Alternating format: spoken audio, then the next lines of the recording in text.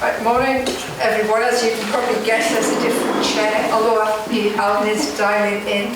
So for the purpose of today's meeting, I'll be chairing this meeting and the private meeting.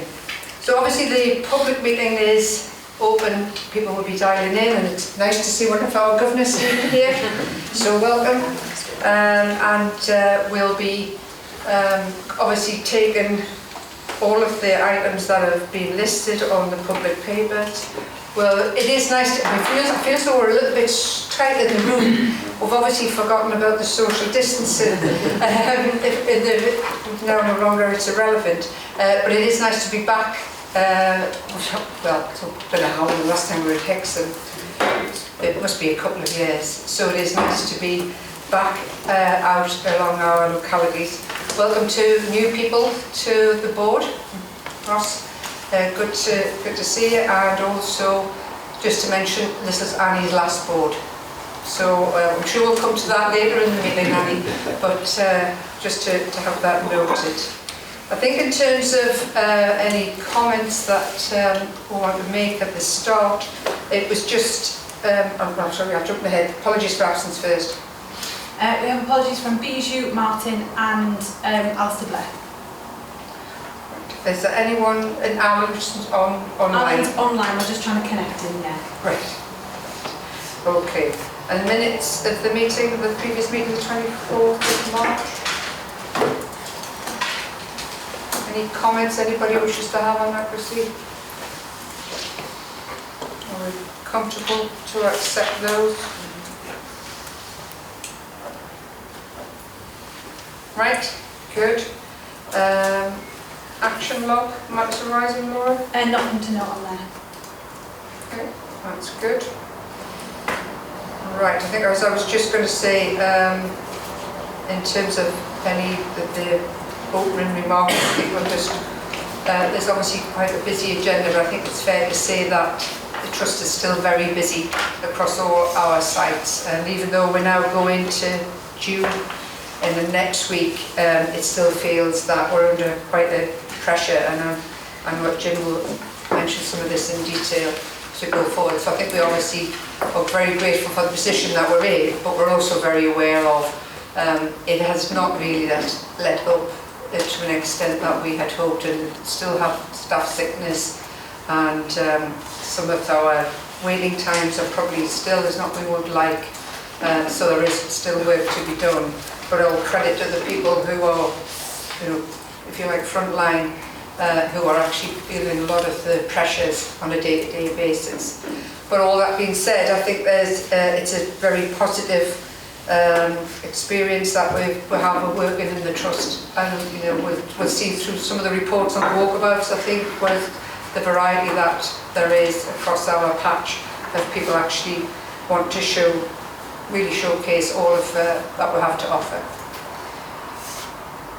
Jim, can I hand over to you to do your dashboard? So on the dashboard, there's a few things I think I want to just be clear about today. As Moira has said, it feels still like we're in the middle of winter from an urgent care perspective. We're under a lot of pressure still, and that's absolutely the case around the country and the region. So we're all frantically now trying to prepare for a very long bank holiday. Bank holidays are very difficult for the NHS.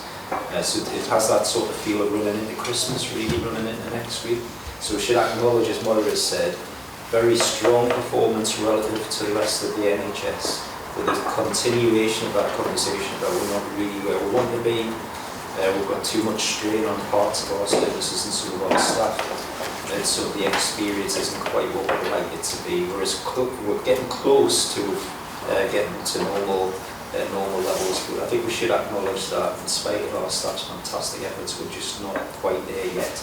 And some of them will be really feeling that relentless pressure. So we shouldn't kid ourselves that it's comfortable or easy. And still a big focus over the next few months. There is a lot going on in terms of preparing ourselves for actual winter. Hopefully things will settle a little bit during the summer. A lot of work going on about recalibrating our capacity, creating additional capacity, changing some of our escalation systems. So lots of really good work going on around the organisation to give us some strength for the future.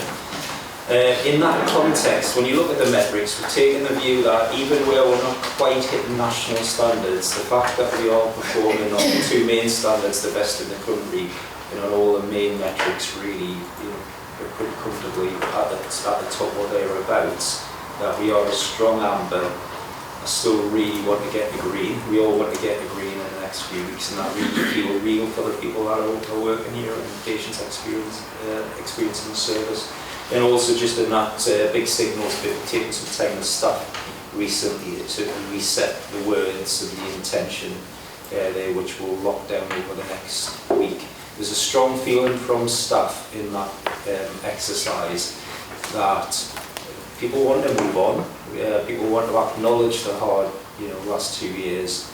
But we need to be very clear, tidy up the language, and be very patient focused in the future. So there's a bit of recalibration of the language, I think that's necessary. And then just finally, I think when you look through the agenda, you can see really strong intent from the board to see what things are like on the ground. So the biggest ever I can remember set of walkabouts, which is fantastic, really showing our staff that people want to get out and about and talk to them and listen to them and reconcile the reports to their life, and get a really strong flavour of that through the patient staff stories and the walkabouts. And then also just really fantastically eventually a step forward at Berwick. So after when Northumbria was created on the 1st of April 98, there were 2 live construction issues mainly. One was, three, Hexham, Haltwhistle in Berwick. And we managed to deliver Hexham and Haltwhistle quite a long time ago. Berwick's been a bit more resistant, but we're just about there now and ready to go with that. So overall, very strong performance relative to others, and an incredible amount of pressure still around the system and within the organisation that we're trying to deal with. And I think we shouldn't get tired of thanking our staff for the efforts that they're making in Extremes. So it'd be absolutely fantastic as usual. Good. Any questions on the dashboard? No? Good. We'll move on. Annie. So I said this is Annie's last board before she takes up her role with the new, I can't remember your full title that you're going to. I'm the Chief People Officer within the ICB, designate at the moment. Yeah. So with that, this is your final stage to talk about patient staff stories, and then move on to the patient and staff experience report as well, Annie? Yeah. So I found the stories this month to be particularly powerful, if I'm honest. So just before we wrote our board paper, spoke to David on the palliative care ward, a gentleman with cancer who has received a delayed diagnosis and ultimately end-of-life care, receiving end-of-life care whilst with us. I was struck by a number of things. His acceptance of that. There was no blame, no judgment, no bitterness in that, and I found that quite remarkable, given where he was, and that he could appreciate the quality of experience on the ward. He talked about the simple things still, like a shower, that made him feel like a new man, and that the ward treated him like a member of the family. So outstanding care on the palliative care ward, but a recognition of the journey that we've been in, about what waiting means, that people will have received delayed diagnoses and things that will have ultimately changed the course of their lives as a result. We're looking into this case in a little bit more detail, just to assure ourselves that the reasons for the delays weren't entirely just caught up in COVID, and there wasn't any particular learning for us, and Ian McCallum is helping us with that, so just to let the board know that. And then coupled the things that were mattered to David, it struck me again, and not a surprise, we've talked about this a lot, about that double-edged coin of patient and staff experience, but the things that mattered to David were the things that Julie as a healthcare assistant wanted to provide. She talked about the calmness of the environment as David reflected on his space on his own and what that meant for him. She spoke with real empathy about the emotional needs of families and why it was her job to respond to that and anticipate that. And then she spoke honestly, linking to Jim's point about the difficult emotions at work, that how you deal with your own emotions while you focused on the emotional impact of patients and families at end of life. So everybody will have had a chance to read the story, but those are the things that were of note to me. Yeah, I must admit I thought the two very poignant sort of accounts, weren't they? So very nicely put together, but really with real feeling. And I think there is, all of us have thought, how do people cope in those sorts of roles and as a patient in those sorts of positions? So they were very well done. Any other comments, Jeremy? Well, I just think it's a very useful reminder of the very, very important part of the care that we give for really quite a considerable number of people. The NHS spends a very large proportion of its finances on people in the last year of their life. They usually have 3 or so admissions during that year. And I just think if we can focus on the experience that people have in that group, we can make it a lot better, a lot more, a lot less technical. I mean, I can see that it came in because he'd had a fall, but it might be that actually he was in a more supportive community environment and we could have had a planned admission to look after him for those nights. So I think that this is an area that it will do us quite a lot of benefit when we think about our systems as to how we can look after people like that and offer them the same care, but to do it in a more community-centred way. It'd be good to have Paul here too. I mean, Paul's here. Paul's later. Yeah. Nagging about that. I mean, we do it very well. We're lucky having those palliative care units on both the ones back in the North Tyneside site. And I think those parts are excellent. So I agree with all that. I think there's a link with one of the walkabouts about some of the environmental stuff and the ability to get outside, which feels very obvious and very valuable. And it's not an easy thing to solve, but I think we do need to take that away as a bit of an option and just see what we can do about it. Yeah, I think like most of us, I was kind of both humbled and filled with pride. Yeah. I think in equal measure. It's just particularly from everyone, but the nurse assistant kind of review just oozed the trust values, and you just think, wow, that's what trust's about, so it was great. But I kind of did ask myself the question, you addressed it already, in terms of should we do more, particularly in the earlier stages of the gentleman's journey. But that's been picked up, and I think that's really assuring to hear. That the trusts are on that, and dealing with that, and there might be lessons, there might not be, but it's been explored, so thank you for that. Good. Annie, do you want to start then? Yeah, so I'll just move to patient and staff experience. Patient experience, a good report, real time, showing strong performance despite the pressure, and staff really continuing to prioritise the needs of patients. We've seen statistical gains in 2022, and these have been maintained, and the relationship with doctors, with nurses, and involvement in decision making, things that have been particularly strong. And that's interesting, because involvement in decision making at a time of pressure on the system is sometimes something that we can find quite hard to do.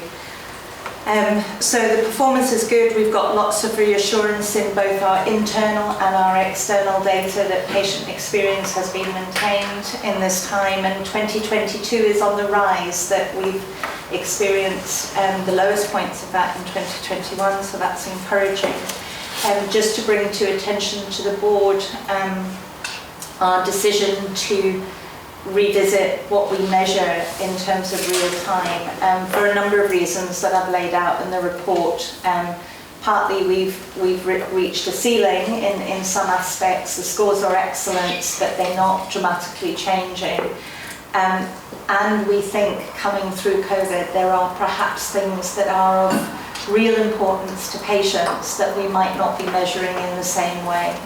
So after a decade of being very, very attached to real-time measures, we've been brave enough to say, no, let's think about that. Let's really think about aspects of personal care, things that patients want us to direct, using the feedback that we've had from thousands of patients over the last decade around what matters to them. And then particularly in our recovery from COVID, how we meaningfully involve families again and actually measure that in real time every week and have that feedback to staff. So those were the main messages around patient experience, but lots of reasons for the board to gain quite good assurance from the quality of patient experience on our wards. Just to run very quickly through the latest staff experience results. You'll know that we measure this every quarter. Again, fantastic engagement from our teams, no sign of survey fatigue, and because of that engagement we can continue to really understand these measures at a team level, which is critically important. We work with the public health team this quarter, and just to have on record thanks to the business units for their support. Again, fantastic engagement right across the board. None of those response rates are weak with respect to any of the business units, which is fantastic. No change in staff engagement, and we should remember that staff engagement in Northumbria is the best in the NHS. So really encouraging that there hasn't been a couple of statistical gains. And one that maybe stands out is energy to get me through the energy I need to get me through my day at work. And this links to, I think, Jim's opening remarks of staff feeling a sense of needing to move on and get energy from new things, whilst acknowledging what the last 2 years have been about. We see that in those data. So all of those domains that are statistically better, some encouraging signs of people coming through perhaps the worst that COVID had to offer. No complacency around that, so still looking at people experiencing difficult emotions at work. So I've broken that down for the board in terms of 42% of our staff agreeing that that's either strongly the case for them or that they agree with that statement. And then again, our ability to break that up and recognise that if you're in a clinical role, perhaps you are encountering more difficult emotions because of the nature of the work you do. And that links to Julie's story. She's deeply engaged, really committed to her work, feeling positive about the work she does, but she recognises there are days where there are tough stuff to deal with. But also the other flip side of that is you don't just need to be in a clinical role to be experiencing some of that stuff. So fear at work or safety, psychological safety and physical safety, just as important for people in non-clinical roles. Annie, could you just go back to that slide and just explain for everybody what MRS is? Oh, sorry. So it's the mean rating score. So on a Likert scale, you'd get the top score if you strongly agree with a positive statement around that. So that's the average. But I've also put in percentage so that people can confuse the two. An interesting point in the different groups, isn't it? The clinician and non-clinician. Yeah. And I think it's because of that engagement we can break the data up in this way, which is the most helpful thing. It stops us making assumptions about why we score what we do. Business units, there was more variation between the business units in January, and this was less so the case in April. And again, another side that perhaps people have had their worst in terms of experiences behind us, and this was particularly true for medicine and emergency care and for surgery. So you can see where the positive gains are, and that's a very strong performance for corporate services. Where there are differences, they are there. There is variation, but less of it. And we are doing specific work with NHFM to bring those scores up. And again, a reminder that this is about being some of the scores that are undoubtedly the best in the country, where staff morale is the best in the country. We took an opportunity particularly to look at financial well-being, given the experiences of all of our staff, and try and understand the differences between that. No differences in a meaningful way between business units. Interestingly, some changes for people that don't have the courage to declare, I think, which business unit they work for. So people still wanting confidentiality around that. But actually this is particularly relevant for people talking about financial hardship, because there's so much stigma attached to that. We have to do that in a very sensitive way, and it's good that people have an anonymous way of declaring some of the impact of that. Again, this probably won't surprise the board, but it's really good to get the facts and figures behind it.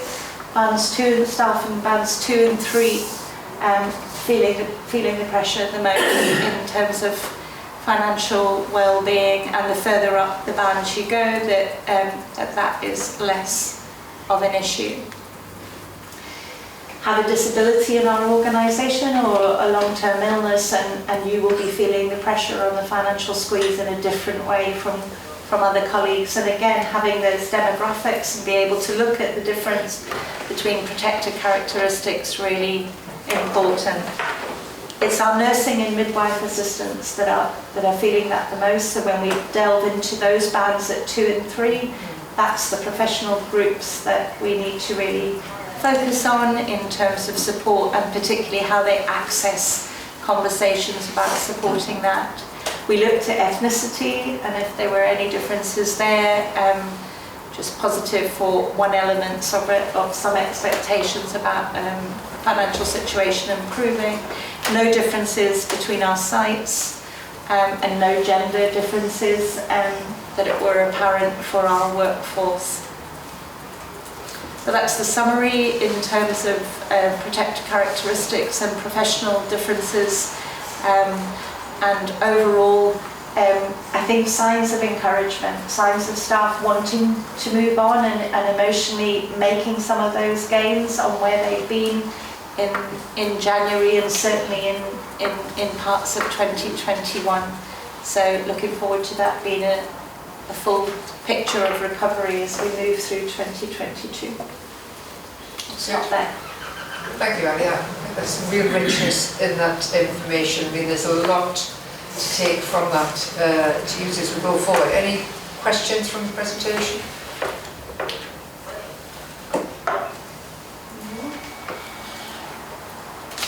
I mean, the only thing we had a conversation with the North Tyneside governors yesterday. Alan Richardson and I attended the North Tyneside constituent event. And one of the things that they were talking about was the patient experience, and it's a bit the point of, we do need to reset, because some of it, it's helpful to get stuff live, but sometimes people go, maybe, I don't know, how many weeks after they've been an inpatient do they get their questionnaires? I know, so they visited whilst they were on the ward, so they might have been there 48 hours when a visit happens, because those visits are unplanned and they happen twice a month, and we speak to at least 50% of people on the ward whilst we visit that ward. So they may have been there a couple of days, they may have been there a week. I think we should prepare ourselves that in the process of resetting and measuring different things, scores will go down, and we need to embrace that and think that's our improvement opportunity, as opposed to concern that there's been a dip in staff experience. We've got staff experience to where it is on the back of 10 years of work, and we just need to reset it now with eye on continuous improvement. So. Thanks, Maureen. Thanks, Annie. Great presentation. Very encouraging signs of some recovery on the staff experience, which is great. Just in terms of inpatients, Chair, could just because the survey is attached in the papers. I don't think you've covered it specifically, Annie, but just it, as good as it is, and the trust is, it would feel to me there's a potential for improvement on inpatient experience. Yes. Particularly vis-a-vis outpatient experience on the data. It was just a little bit of assurance for board, Annie, in terms of what happens with this data and how do we try to affect some improvement from the results. Yeah, so I think an example of that story and also the inpatient data, the connection is just getting that to the teams that are involved in delivering care as soon as possible. There is fantastic engagement from the business unit, so every time a report comes out, what you'll get is a comment from Bijou, from Marion, from Simon, from Jeremy, or around just commenting on that, for good or bad, sometimes celebrating what's working, sometimes shining a light on what needs to be better.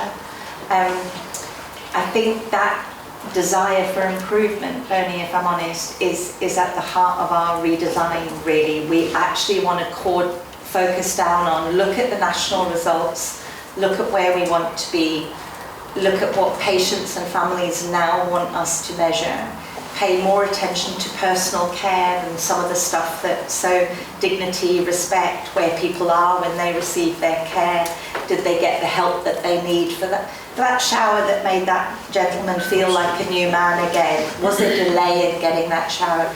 So we've made that measurement truly person-centric. Not that it wasn't before, but we've really explored all of the learning of the last decade and made that as person-centred as we can. And I think that's our best hope of lifting that inpatient experience and not just being comforted by high scores and focus more on the stuff that they're telling us needs to be better. More focus on food this time, waiting for the care bell, involvement and families, because that was really impacted as a result of COVID. I hope that helps, but that's been our motivation, for sure. It's sure to know that the data's been embraced and used to try and improve. Jeremy? So I'm just going to, I lock myself in a room with Simon Eaton on a regular basis, and we mull over all of this sort of thing. And just picking up your point on outpatients, I think we've known for a long time, going back to Ophelia, that there is an imbalance between the clinicians' expectations of outpatients and the patients themselves. And I think there's a tremendous opportunity, because I think the real key is ownership and activation and really focusing our care around the patient. So I'm quite excited by looking at the whole outpatient experience, just putting the control of outpatient appointments and coming back into patients' hands. I think there's a lot more to do with that, but I really do think we need to not have passive patients in any part of our system. We need to engage with them as partners, and that probably will involve some cultural shifts that in order to get the best out of the changes that we're doing. So I think there's certainly great opportunities ahead. And Bernie, in relation to that, an example of that is pain and the link with medicines. So one of our lines of inquiry in the new survey is, if you came in with your own medicines, could you have control of them? Were they taken off you? Were they locked away? Did you get access to them in a timely way? And that's a shift from what we've measured historically, but driven absolutely by the data that we've had. Thank you. Good. Thank you for that, Annie. I think obviously we now move on to the board walkabouts, of which there are several. So if we've obviously not been out for a while, so we now need to get out there. So I was wondering if we just let each, we obviously have the reports with the papers, but if you could just spend a couple of minutes, each of you, so we can start with Ruth. Yeah, so I very topically went to palliative care in Wandsworth. Who knew? And it is a fabulous place, and it's got such a lovely feel about it. I think my comments were probably picking up on the things where I thought it's great, but we could probably change it, and they were environmental, really. So it's not very calming to sleep in a bright green bedroom. It's not great to not be able to access the garden, and I know that's really difficult, but they are the little things that I think make a big difference. I think the problem with working on palliative care is it's probably really easy to get fat, because the amount of cake that came in was unbelievable. But it was also that, there was a lady coming in and she said, it's my husband's birthday, and I brought a cake. He's not even awake, but I'm going to have his birthday with the staff. Can't deal with it. But the staff were lovely, it was a really nice environment, it felt really pleasant. And it was a real feedback, and it's interesting to read those stories, because the stories and the messaging that we heard and the environment, it's palliative care, it's a sad place, but actually there was a lot of laughter, there was a lot of noise around the place, and it felt quite good, so it was a really good experience. But I do think just environmentally there are things that we should look at, and once we know one's bed looks a bit tired in places, but there were little things that we could really do. Just even having some pictures on the wall and giving you something to look at, I think would make a big difference. But a really lovely place and a really nice experience. And then I also went to outpatient. I've done it all this time, haven't I? My feedback on outpatient was really that I was surprised at how quiet it was, because there are only 2 clinics on and that is a huge space at one's bed for outpatients. And my real feedback was about the issue that the staff running it were saying, we're staffing up for events that were booked in and then they're not happening and we're not hearing about them, so we've got staff standing about. And I know we talked about this the other day, and I got assurance from Moira that this is something you are really looking at, isn't it? We came to Fit and told us that. Because it just felt like a resource-hungry environment, and it didn't need to be. Yeah, definitely. So I would say nothing more than that, Good. Do you want to take your... Oh, sorry, Maren, did you I just get to respond, because you did come back to me on it. It was just on your first point, actually, Ruth, just to say that Marie got the substantive post in there. She was acting when you went, acting matron, good. so she got the substantive post, which is first class. Yeah. And just your second point, as I said at S&Q, we get a weekly sheet of the clinics that are allocated, and then we get a sheet of the clinics that are actually used. And there has been a huge gap at the start, it's narrowing now. And I was just thinking to Rob earlier, we've had to re-look at the estate of outpatients. And that's part of it, because actually if we don't need the clinics, then we can use them for different things. And that is reducing all the time. Bijou and I get that list every single week. She looks at all the medicine stuff in her areas. I look at surgery as what is coming down. Definitely, we will continue to monitor it. So there are some really nice courtyard garden spaces on the ones like site on, so it'll mean swapping or displacing somebody, but I think we should actively look at that and see if we can pull that up. Just think about return to life after normal COVID. Is the Oasis open and back being used by In the garden, the teardrop garden. Yeah. It's fabulous. Good.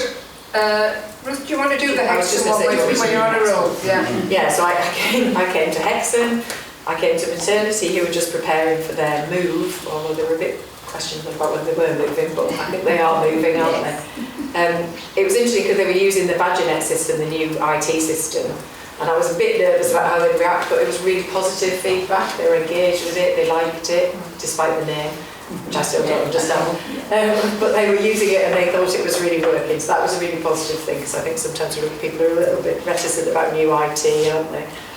And then I also came to urgent care, which wasn't what I expected it to be, on the grounds it was really quiet. And I kept thinking I'd gone to the wrong place. Didn't we, Jeremy? We were kind of, this isn't as busy as we thought. I found it easier than I found maternity. Yeah, Jeremy's worried somebody might go into labour, I think. I mean, the message we got from Hexham is it is relatively busy and there are not many people there. It felt quite quiet. It was very streamlined, and it seemed like, in terms of your worries about A&E waiting, it felt like you would be in and out in 10 minutes, to be honest, didn't it? There was a little bit of issue about signposting in the hospital, because Jeremy and I took matters into our own hands and turned a signpost round because it was pointing people the wrong way. Upset a porter, but we got him on board, didn't we? But it's just little things like that, isn't it? Somebody had moved it and it was pointing, and I walked around for 5 minutes trying to find Jeremy at urgent care and couldn't find him. So There's just some practical things, I think, in terms of it. But I think as a service, it felt very calm, didn't it? Very under control. People were on top of it. So it was good. It was a good visit. It was very clean and tidy, excellent, isn't it? And there was the fantastic directed missions unit. That, Yes, there was. We also went to Paul runs. So this was the kind of interception unit that we ended up building for the elderly care, where if people are in a difficult place locally, they'll bring them in and look after them for the day. You don't have to go round the middle of NSEC. Yes, they don't have to go to NSEC or the RBI or anybody else before they get them. So that was really good little service, wasn't it? Excellent. Thank you, Ruth. Can I say one thing about Badgernet? Because I happened to I didn't write it up as a board walkabout, but I happened to be walking around CBX at the same time as you were here.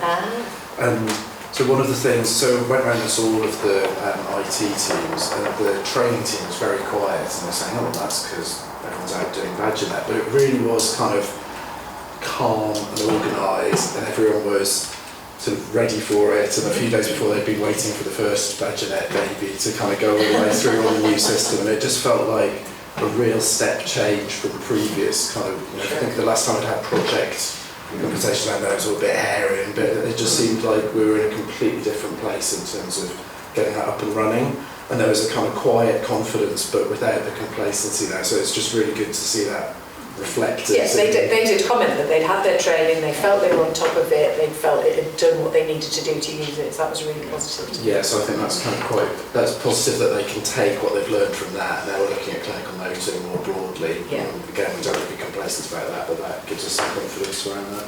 Yeah, it does. Phil, do you want to? Yeah, well, I'll go next.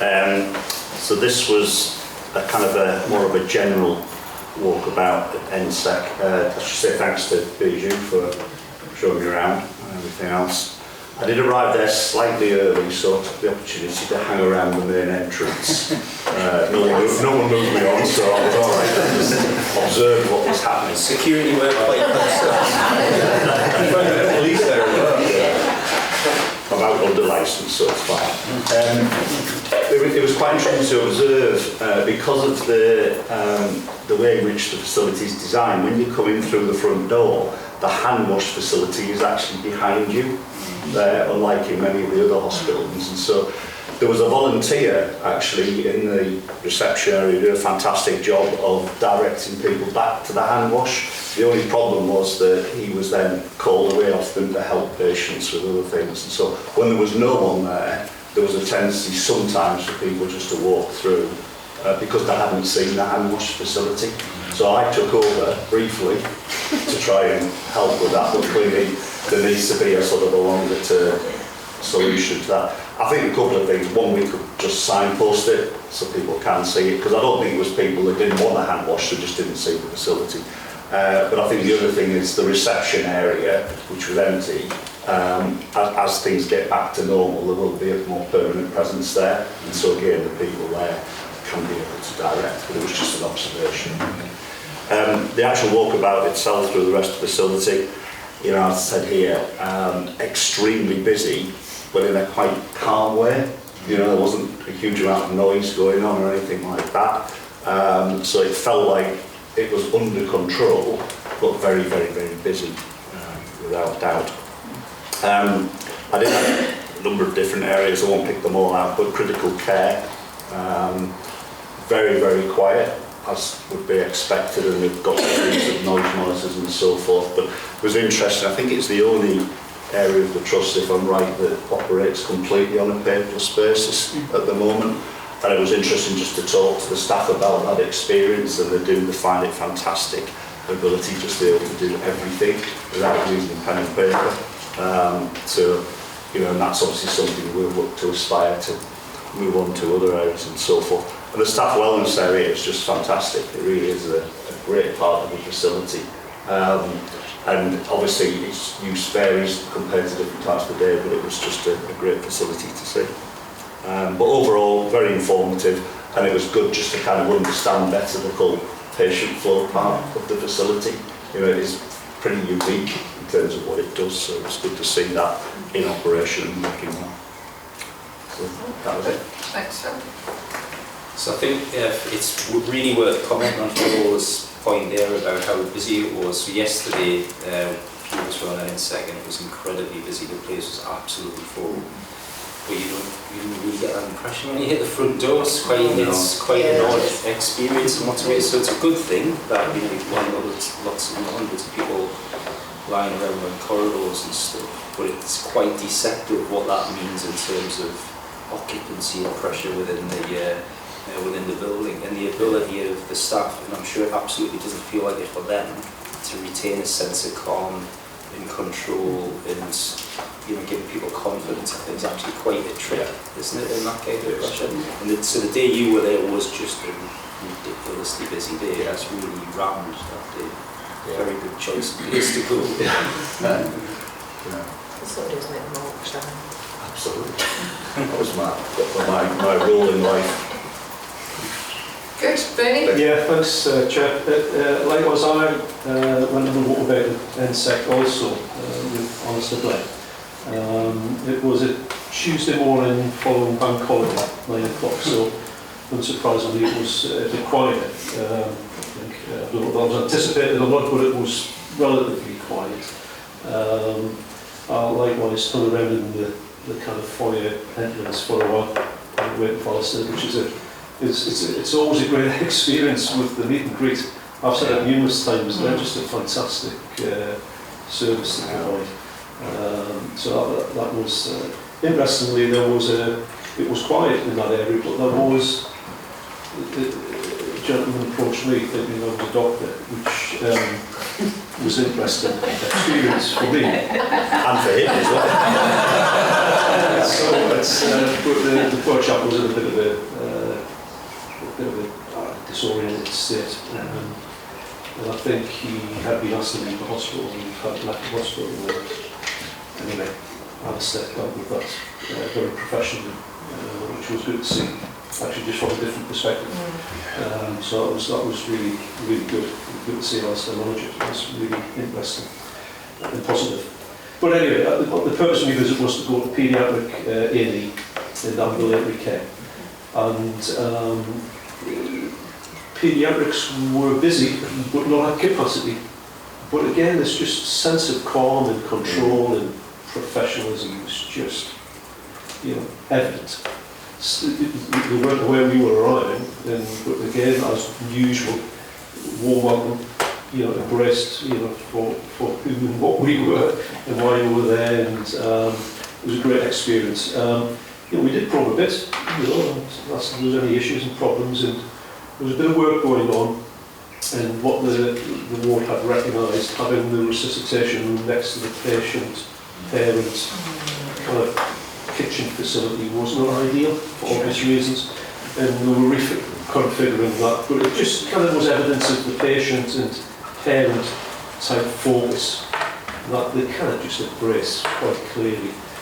Asked the magic one question, which I just got a nervous laughter to first, which is interesting, because there seems to be an embarrassment to kind of want to say, oh, well, now you've asked, how long have you got? But it wasn't at all. The only thing that emerged from that conversation was, during the pandemic, there appears we lost a lot of paediatric nurse from the bank, because there wasn't the opportunity to make skills or the demand for their services during that peak period, and they hadn't come back or been replenished. And I think it just creates a little bit of a second challenge occasionally for them, and we fed that back through workforce and the bank. But a really positive visit. Ambulatory care was, I think, again, due to the timing of the visit, was relatively quiet. But you could see the waiting room literally filling, as I was in the Walkabout. And again, what struck me was how big it was, actually, but how well organised, and the floor was just so, and I know from previous presentations, the effort and the work that went into the design, but it was strikingly obvious to a layperson such as myself when you went in there. So it was really good, really well organised. It wasn't the staff. Whilst the patient demand wasn't, we were all busy. Obviously prepping and for the day's workload, but what became evident, again, because it's a highly successful unit, that for sure, and it felt to me almost a victim of its own success. And again, we had to probe and dig a bit, but what became clear was my simple understanding was the unit's designed to shut at 10, but it rarely now shuts at 10. I think it was occasional and it's become more commonplace for obvious good reason. But the staffing arrangements are designed for that, and I think that's created a bit of a morale challenge for staff who are regularly now having to work at 10 o'clock. And so that was just, it was put forward in a very positive and constructive way. And they're on it and dealing with it, but it came out in the kind of, there's a good auto syndrome there. That's not frustratingly to the staff not being maximised because the recruitment challenges, I think, with sonographers and the like. And when I went around this big horseshoe area, which I think is zone 4 and 5, which was a really interesting area, and the floor and explained it, looked fantastic. But what became evident was when that's rammed, the kind of the noise level and the differentiating between patients waiting and patients being seen, staff interacting. And it was felt maybe it's just some sort of partitioner around there might help with patient dignity and a little bit of acoustic management. So that was, again, nobody's making a great deal of it. It was just an opportunity for a little bit of improvement with those fellas. So, but great visit, staff, super, immaculately clean, highly successful, positive visit. Yeah, I think there's a couple of points I think really valid. One is the volume of patients going through there. People remember we didn't have ambulatory care in any real sense before Cramlington opened. It's like an AD-sized function in its own right. So how we would actually accommodate that volume of patients without it, I think just really hard to understand. There's a constant challenge on that. It's so responsive. It is potentially attracting patients that should be in another setting as well. So we're going to have to work at that really hard. And the evening thing's a really tricky issue. And I don't think any of us really want to make it fully 24/7 because there's lots of consequences of that. But probably an expanded late shift or into the afternoon and most, because it just, as you described, really fills up through the day. Volume really takes off during the day just to give everyone a chance to kind of put the place to bed. But it's not easy, is it, Marion, to be able to try and pull that off? And we'll have, it's a good point that Bernie raised, because we have had a team away afternoon a few weeks ago, and we're actually monitoring the times. The new times last week we finished at 10 o'clock. The difference that gives to the staff, because obviously, Jim, you're absolutely right, because we ask staff to volunteer to do some more hours, and which they do, and as Bernie says, they do it. But we would like them not to avoid it. So we've looked at sort of extending that late shift. But as you know, if we extend it till 12 o'clock, then they won't get away till 2 o'clock. And and that's not the function of the place.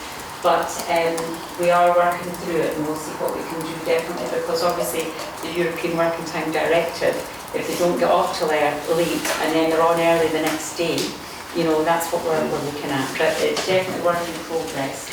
And going back to your petitioning, why we didn't do that in the first place, Bernie, was because of it feeling claustrophobic.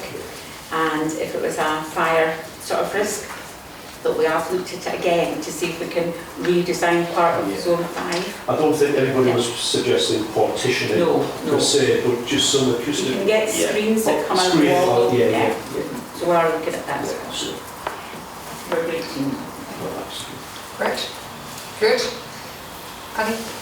Yeah, it's just in relation to that, and an example of the business units linking in with the staff experience measurement. So Marion and Elliot specifically asking us to monitor the ambulatory care experience in advance of their away day and present at that away day to get a strong voice from that team. And I think the 10 o'clock finishes is one example where if you tackled that one issue, the impact of that single issue would be really, really clear. And I know the team are picking it up, but it's it's a great example of the business units and how close they are to that measurement, and actually how they reach out and ask for more of that monitoring, not less. Good points. Now, Martin isn't present. I don't know if there's anything, Jeremy, you wanted to add? We've obviously got his report when you visited the medical day unit and oncology at North Tyneside. Yeah, no, I just want to apologise for going to the oncology day unit. We were planning to go to something that was on the list, but I mentioned it and I said I've never been there, I want to go. So it was entirely to blame for that. And it was, I've not been to the medical day unit, which is a great facility, and you know, it was one of the rooms was full of lots of patients getting treatments, and interestingly, they haven't quite yet hit the full electronic paperless experience, and there was a little room with 2 shelves with all the paperwork. I had a great moment challenging Martin that he's going for the but it just, you know. So I think it was really good to see senior nursing staff developing a new facility, because it is new, it's relatively new, but I think will help keep patients out of beds. Good. And Steve? Thanks. I visited North Tyneside General Hospital. It was my first ever walkabout. It's obviously an older hospital, and I'm looking forward to doing a compare and contrast next month up at NSEC. I think the interesting thing that Annie was talking about patient experience, you know, being very much allied with family experience. I also, you know, totally agree. Those meet and greet volunteers are the first thing that you see, and they're brilliant. And I did hang around as well, and I know I wasn't the only one that got that treatment. It was really impressive to see. I thought going further on that, things like the signage was really clear at the outset, you know, as you first hit reception, but further in the tour, as you go down the wards and you're going through the corridors, you know, you can see the legacy of COVID with all kinds of pretty ad hoc warning notices here, there and everywhere. Some of them were still in, weren't correct, but really there was just mainly just too many of them. And it's just almost this point where you just get faced by a wall of A4 notices, which I just think need to have a good refresh, just to improve that kind of flow for people when they do come into a place for the first time. The treatment centre, again, some consistent themes coming out. This one was very busy, and there was definitely a sense that from the staff that it was being used for something that was beyond its design, and that was potentially more about how we communicate that with the community and really engage with the community to understand what the point of that service is, as well as perhaps being, you know, flexible in how it's staffed. It was great to see, even though it was an older building, a lot of care and attention being taken to redesign some wards, bring in toilet facilities within wards by losing a bed. Just one example, but some really nice examples of how the place has been refurbished and still managed to make an old building look very warm and welcoming. They're not all like that. There were some that are still playing catch up, but you know, the staff all knew that was part of the process and a bit of a journey. Went to radiology, saw the impact of investment in kit. It was a significant investment in scanning, but you could see how much impact that was going to make on patient experience. So that was great to see, and also saw a lot of the staff using their mobile IT stations, and I could definitely see that. I think it's 4th of July when we're moving towards Independence Day, towards paperless wards. Maybe a difficult transition, but it's definitely one that's worth doing. But fundamentally, I was just really impressed by the friendly staff, fully focused on the patients, really welcoming, seemed to have great morale, and very reassured by my guide Bijou, who absolutely was giving me the operational level of detail as well as zooming out to the big picture, which I just found incredibly reassuring. Great visit.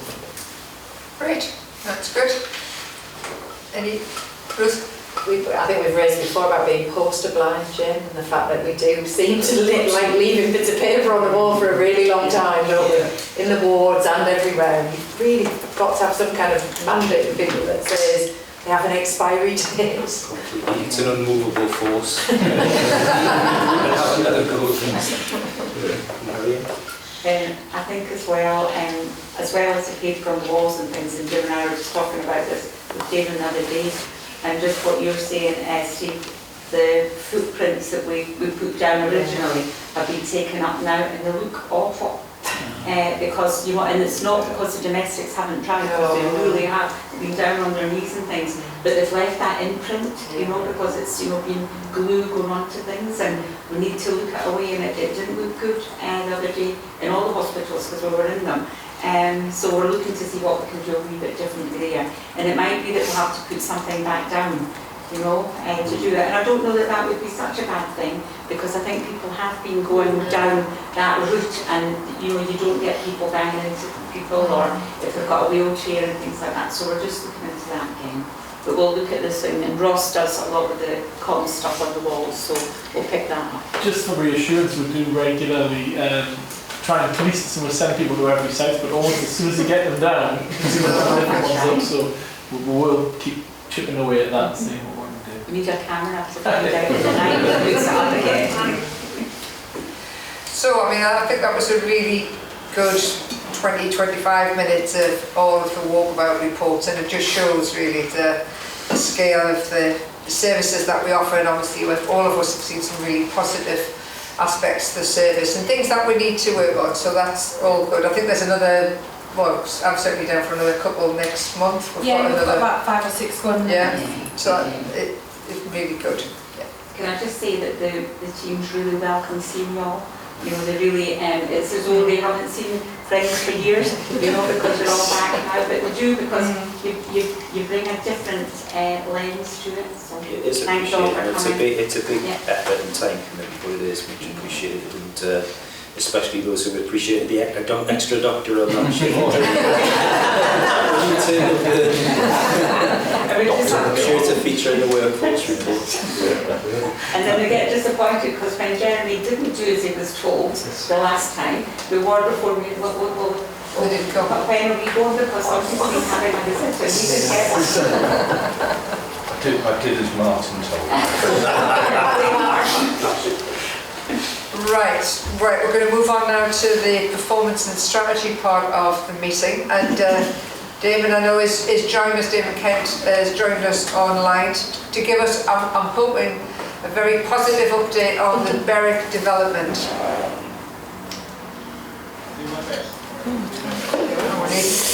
Oh no, we're just going to get the sound better, Damon, because we can't quite hear you. I don't know how to do that.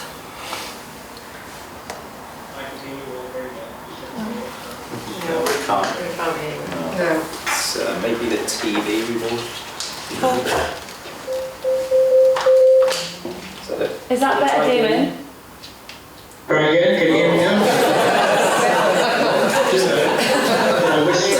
Okay, that's Can you hear us, Damon? Can you? I can hear you perfectly well, yes. All right, I'll make a start if that's okay. There's probably 2 parts to Berwick. I'll cover off very briefly just where we are on demolition and the archaeology work, and that brings us up to date. And I'll just talk briefly about where we are in terms of plans for the new hospital and the actual construction of that. And I think this was just said there, it does feel like we're moving to a much more positive picture with Berwick. This has been a long time coming. Probably nobody feels the pain quite like Marion and I do. So it does feel positive, and I think we're at a much better point. So in terms of demolition, again, you might remember the original plan to demolish the old part of the infirmary was a programme of about 3.5 months. That's now taken 15 months because of the archaeology finds, so a lot longer than we had ever planned for. But on the positive, the demolition is now essentially concluded, and the chimney tower was one of the last pieces to come down earlier this month. And Thompson's, who are the demolition contract, they do finish pretty much by the end of next week, and there's a formal handover on the 10th of June from them. The archaeology work continues a little bit longer, so this is under the supervision of a company called NAA, who are specialists from Durham. We've got a formal handover with them on the 13th of July, and the bulk of their work's concluded by the end of June. It's obviously been quite a tricky process. It's slow, it's detailed, as you would expect. There have been some very interesting finds, and I think from a local history perspective, it has helped build a picture of Berwick that didn't exist before. So alongside the pottery and the fish bones, they have actually found other new finds, like the defensive wall that wasn't known about before. Bizarrely, they have found a barrel latrine, which to you and I is probably known as a medieval toilet. That's gone down to York for analysis. One of the things we're working on now is how many of these kind of artifacts we can preserve and retain and have on display somewhere around the new hospital, because it will be key to the local perspective. But we are coming to a point now where within the coming weeks, so the site's fully cleared, ready for the new build. We had planning permission in place a couple of years ago, and the design is still as we previously discussed. So it's a 2-storey hospital building wrapped around a central atrium.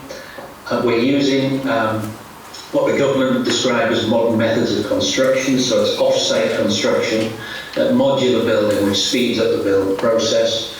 But it also means the project can be sustainable, so we're targeting net carbon impact from the project. And it also now allows us to standardise some of the components, which makes repair much easier and lower cost in the future as well. So there will be a little bit of delay in terms of what we see on site. So what we're aiming to do is in July, the contractor, who I'll come on to in a second, will take over the site. But other than a steel frame going in place, the bulk of the construction will be off-site. But we've found a way of how we can bring that to life for people in Berwick as well. So then in terms of the contractor selection, we've refreshed the procurement process. So during the archaeology delay, we've rerun that process.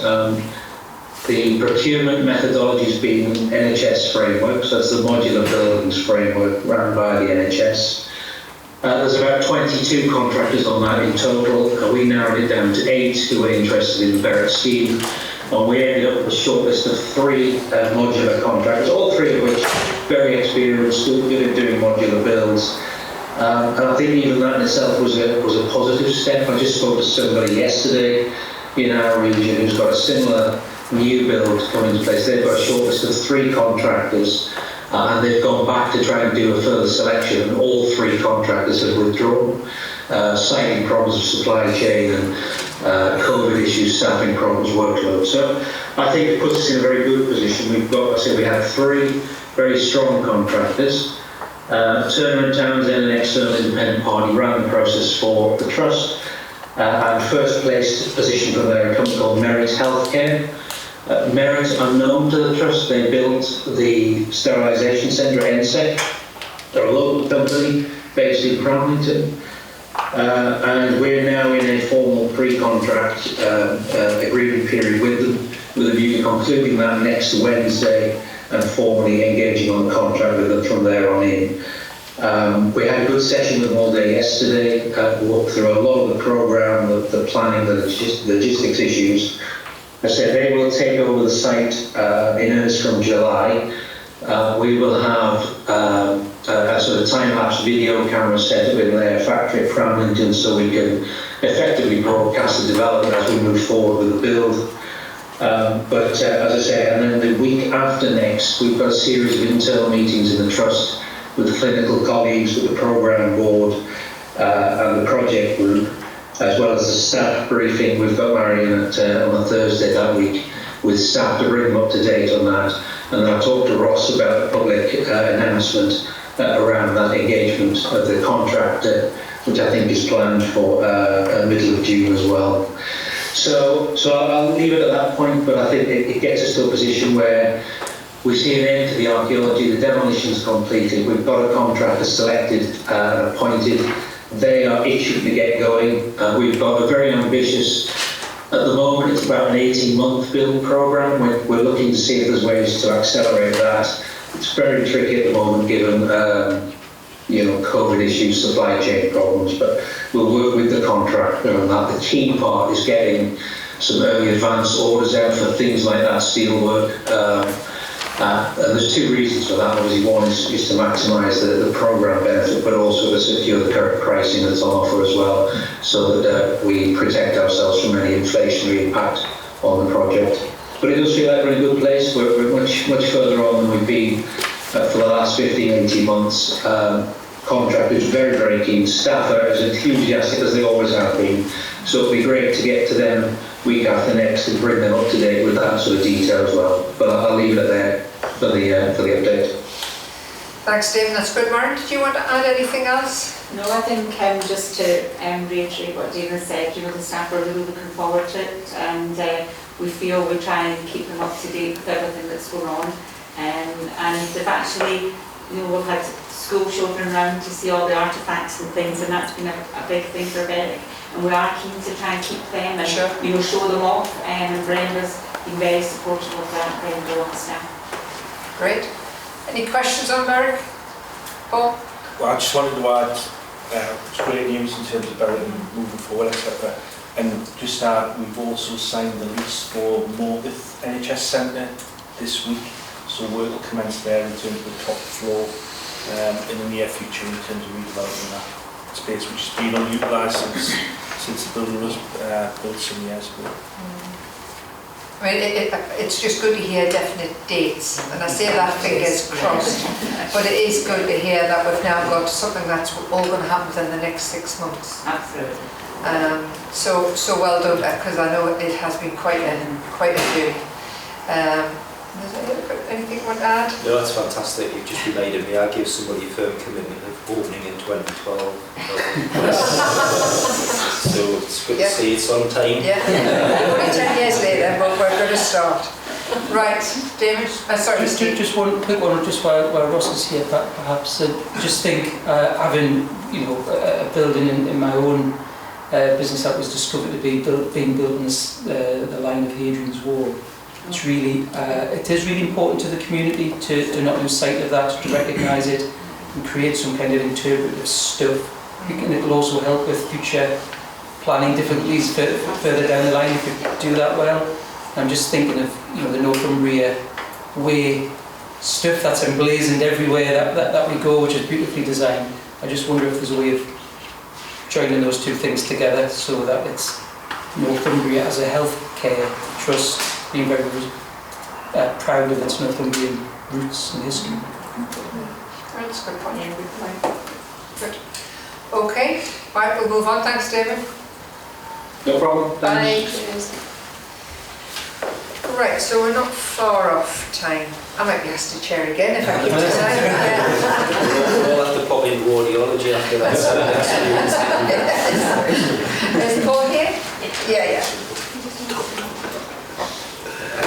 Hi, Paul. Hi.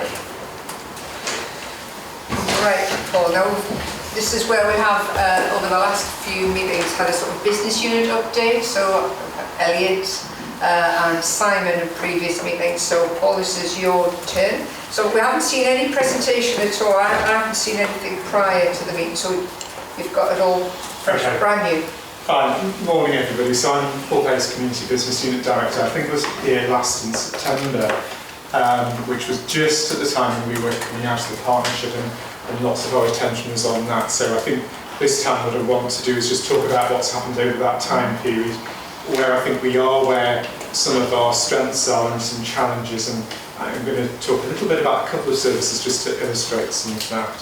So I'm going to talk a bit about some of our governance now, performance. I think I want to focus a bit on culture within the business unit, think about our strategy over the next 5 years, and then just illustrate that by focusing a bit more on two areas, that one of which you'll know quite a lot about, the other maybe less so. So when we started off last year with a range of services. The ones in green are the ones that have gone to the council, or ones which have been uncoupled since the partnership split. So coming into this year ahead, this is what we do. So we do a range of services which are either purely community-based, district nursing being one of our big ones. We've got some specialist services within there like sexual health, palliative care and internal conditions, a number of psychological services and a lot of therapeutic services. Public health would be the final element to that. So it's quite a broad range of services that we're covering, and that gives us big opportunities. It's also a challenge in terms of getting everybody on the same strategic direction and having common ground. This is detail that you don't need to know, but I think one of the things that we wanted to unpick, and one of, for us, the big things of the last 6 months has been an opportunity to get clarity in both our leadership structure, but also within our organisational framework too. So I think that Marion and I and Terry Crichton, our Deputy Director, are now confident that every service reports directly to us. If there are issues, we know about it and can act in a way that was a bit more muddied before then. So that's our organisational structure, which feeds into our community board, and then we feed upwards from that. And that is working well. It will evolve and it will tweak further. Our performance, and I did touch on last time around one of the challenges around metrics, but in our contract performance we're doing well, and we've completely changed our dashboards so that, again, at board level and for Marion and myself, we've got very clear sight on what's happening, where we're doing well, and in the majority of those measures we're doing absolutely fine. There are a couple of pathways which I've listed there where we're hovering and where we need to put in place action plans and have done, and are tracking those very closely. That's what we've submitted internally in terms of the key points for CQC. I suppose, again, when I've been here previously, one of the things I've said is that I feel very strongly that an area that we've needed to develop over the last few years in community services is around our culture and making sure that it reflects the rest of the trust. And that's in a number of domains. So one of those is around our commitment to metrics and outcomes and making sure we improve that. But bigger than that is our transparency and our ability to develop leadership. And so that's some of the things that we've been working at. And I guess, how do we track that? Well, it's going to take us time, but I think there's more recent data from April, which you may have seen at board, but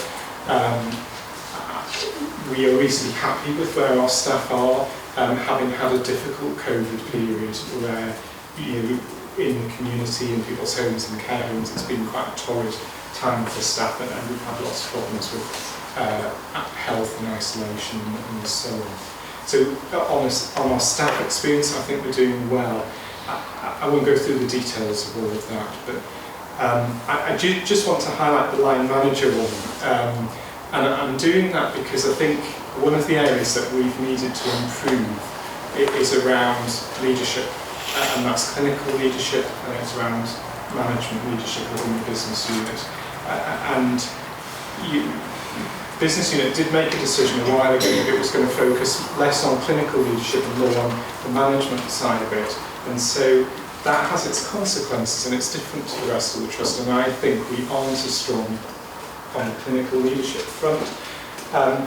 And what it does do is create little pockets. And so we've been trying over time to just make sure that our values are well aligned, that teams feel supported, that they know where to go to if there's an issue, and that we similarly have that clear upwards and downwards communication lines. And so I'm pleased with early signs of where we are in that front. We've used the opportunity over the last 6 months, so a lot has been around just, as I said, uncoupling and making sure our services are just managing and delivering and coping, but we've also done quite a lot around, well, what is our business unit trying to do within this trust overall strategy? And actually, we've had a difficult last 2 or 3 years, but we are very much part of the answer to the NHS's challenges over the next few years, and so that's where our strategy is sitting. So it very much is around independence, that well-being and health, and looking at those three in an integrated way. So that starts off by thinking about what are we doing around our communities and our populations, what are we doing to help them manage themselves and support families, and giving people tools to do that, intervening where we need to provide bolstering. I think across the NHS are firefighting a lot, and what we need to do is turn that a bit more into being proactive, and that will be with primary care, but it will also be with some of our hospital-based services, thinking about what's our role in planned care, and what can we do if we put the biggest brains together to try and prevent the crises that we see in A&E a lot. I've got the home care and care home service, which part sits with us, but obviously is a separate and big area for the trust. Intermediate care I'm going to come on to, so I think that as our planned care and then the intermediate care with an array of services there for people who are starting to run into problems in their home or care home setting. And then we help them and then get them back into that stable phase. And then the two at the bottom really are things that I sometimes think community services can seem a bit sleepy. In terms of it is clearly about people and it's about the interactions, but actually if we can harness the technology we can do a lot smarter things. And COVID's helped that has shown that in areas of our services, who would have thought that our psychology teams, our mental health teams would be doing their work remotely, and finding that actually a lot of people much preferred that. They preferred it to the stigma of coming into waiting areas and so on. So there's lots that we're learning, but I think we're doing some projects now with Phoebus, one of the companies, and others around what can we do about monitoring people at home. How do we pick up before they've even picked up themselves that there are changes happening that we could do something upstream on before they need to come into hospital. So quite a lot on the digital side of things. And then for me, again, it's about culture and leadership, but it's around looking at, are we actually looking at best practice elsewhere? How are we bringing that in? What is unique about our approach here? Because our trust is famous for lots of different things. In the past, within community services, we've probably been famous for how we deliver integrated care across health and social care. I don't think too many of our clinical models have been ones that people come and have a look at. That needs to change. We've got some, and actually, my own sense of palliative care clearly is one that has gone through a lot of transformation and is a model, and there are others too, but equally there's a lot more on things like our nursing strategies to transform district nursing and modernise the way that it operates.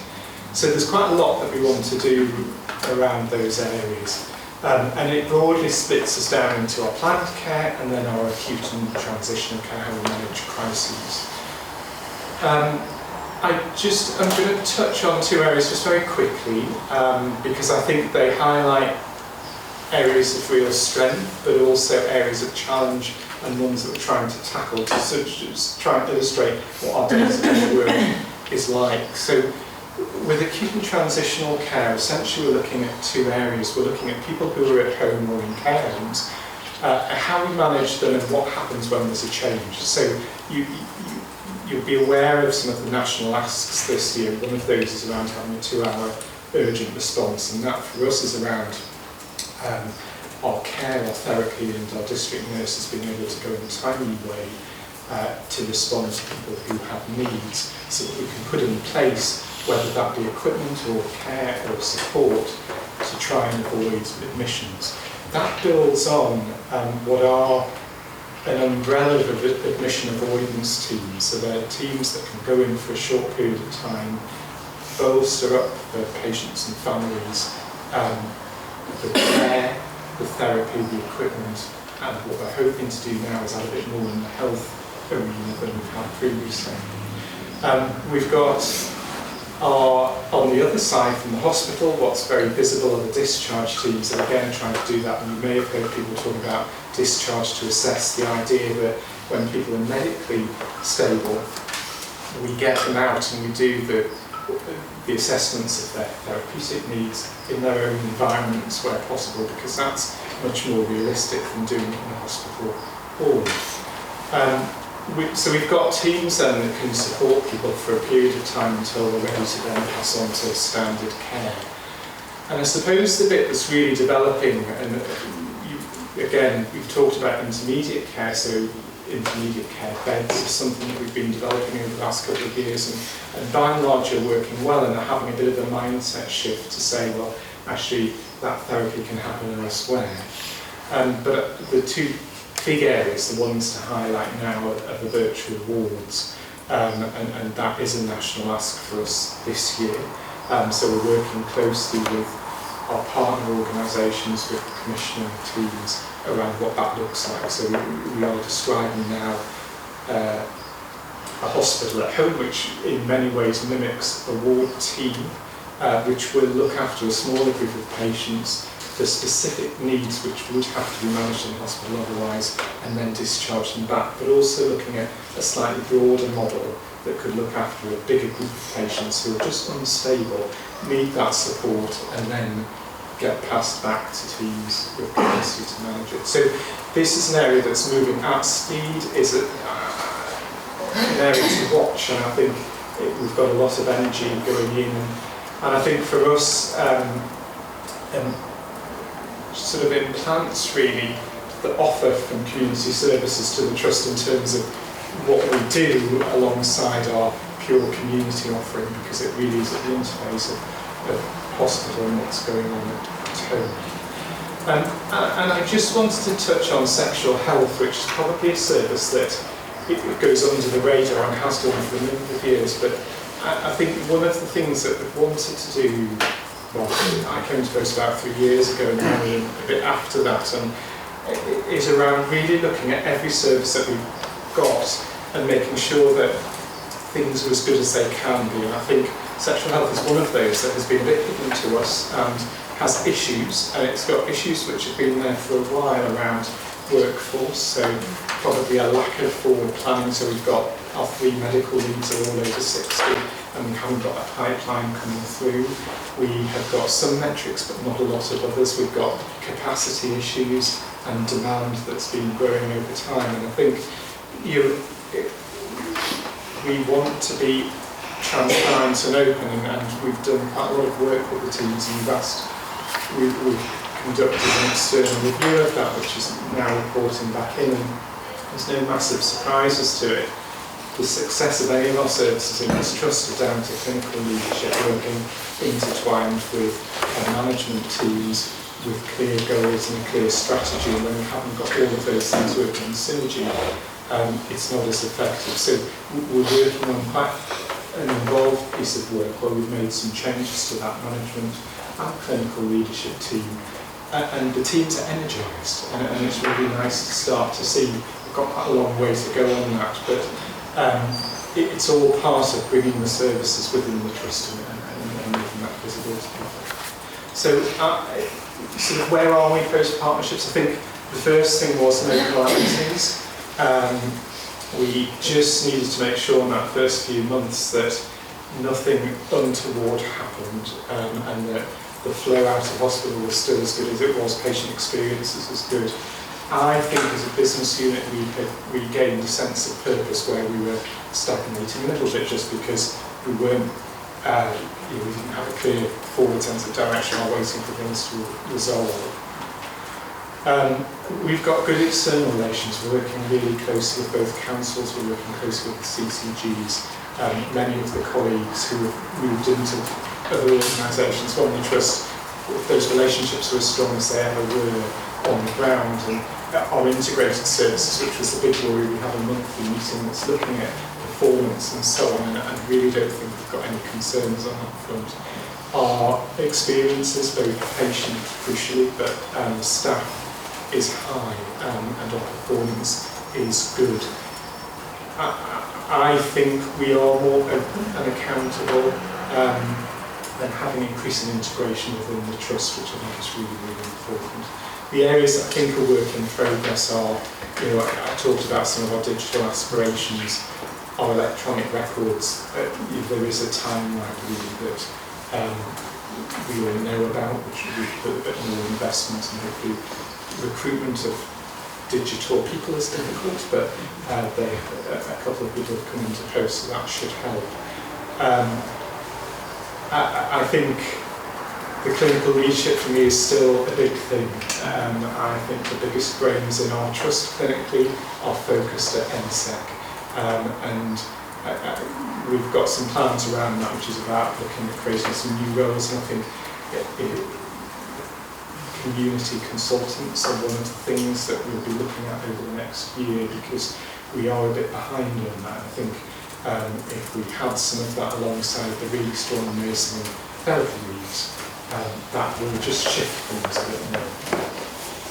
So that's all. Thank you, Paul. I think that's a very open account that you've given, because it's been, let's be honest, 6 months of change. It's credit that I think you've now come with such a sort of plan of, I think, a lot of clarity there that we probably didn't have before. Jim? Yeah, I agree on it. I think really open discussion and lots of assurance in that as well around the transition period, which we're all worried about, so there's some comfort in that.